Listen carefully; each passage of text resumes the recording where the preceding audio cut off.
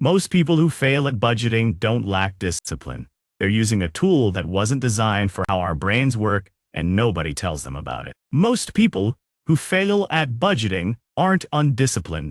They're using a tool that was never designed for how the human brain actually works, and nobody told them that. You've probably tried it. You sat down, made a spreadsheet, assigned numbers to every category, felt genuinely motivated for about 11 days, and then something happened. A car repair, a birthday dinner, a bad week where everything felt hard, and the whole system collapsed because one deviation felt like total failure, so you stopped entirely.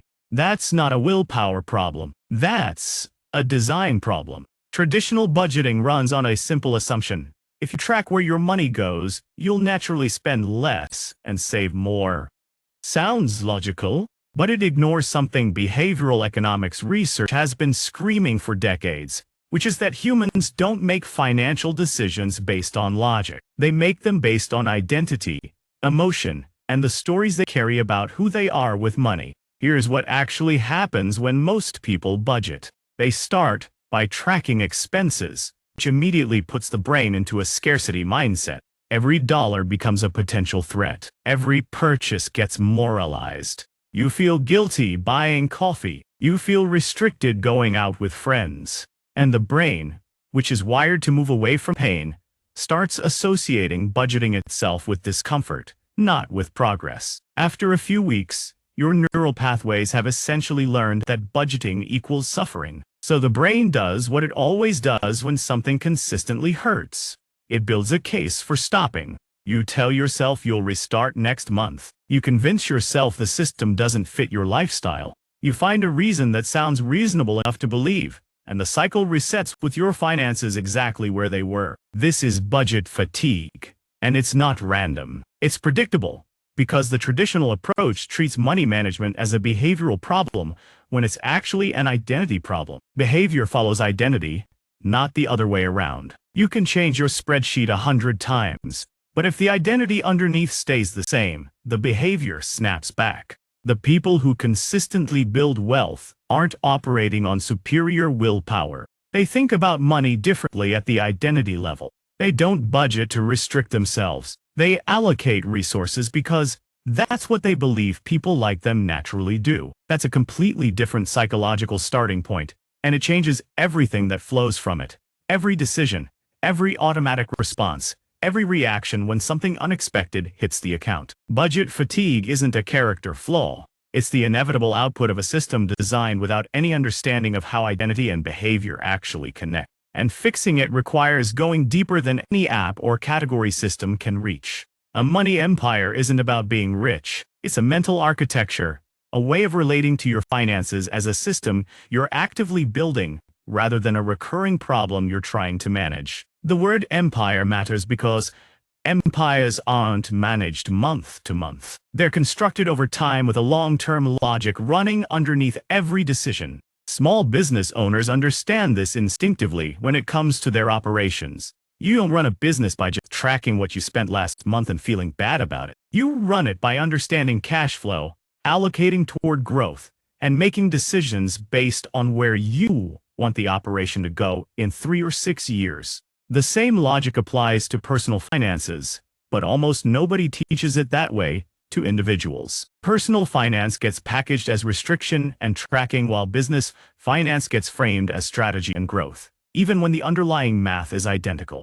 The psychological shift is from budget as restriction to budget as investment architecture. Instead of asking what you need to cut, you start asking what a given allocation is building toward. That single reframe changes your relationship with every financial decision. Because you're no longer defending against overspending, you're constructing something specific. Identity homeostasis is what gets in the way. Your brain carries a deeply embedded financial identity, formed in childhood, reinforced by your environment and the people around you, and actively protected by your subconscious. When your actions start conflicting with that identity, the brain pulls you back toward what feels familiar. So even when you try to save more, if your core identity is, "I'm someone who struggles with money," the brain finds ways to confirm that story.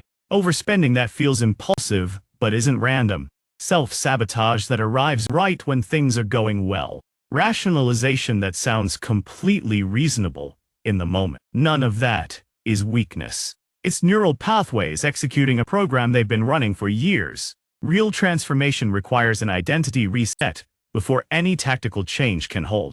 The tactics aren't the problem. The foundation they're sitting on is. So what actually works? 3 things that build directly on each other, and the order matters. First, define your financial identity before you touch any numbers. Not your current identity, your target identity. Who are you becoming financially? What does that person believe about money? What decisions do they make automatically, without deliberating every time? Write it down in specific terms, because vague identities produce vague behavior.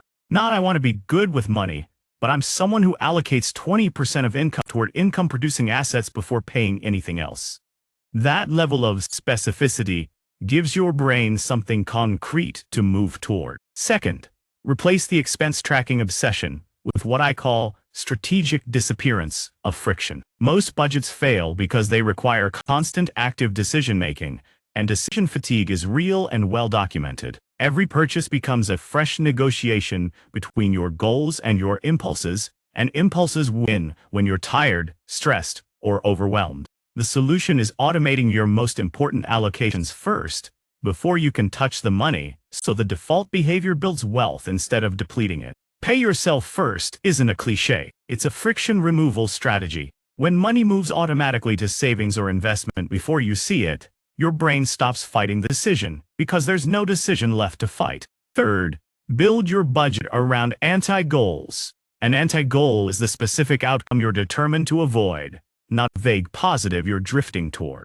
Research on loss aversion shows the brain responds more powerfully to avoiding a concrete bad outcome than achieving an abstract good one. So instead of I want financial freedom, you define I will not be 55 years old and unable to cover a $3,000 emergency without going into debt.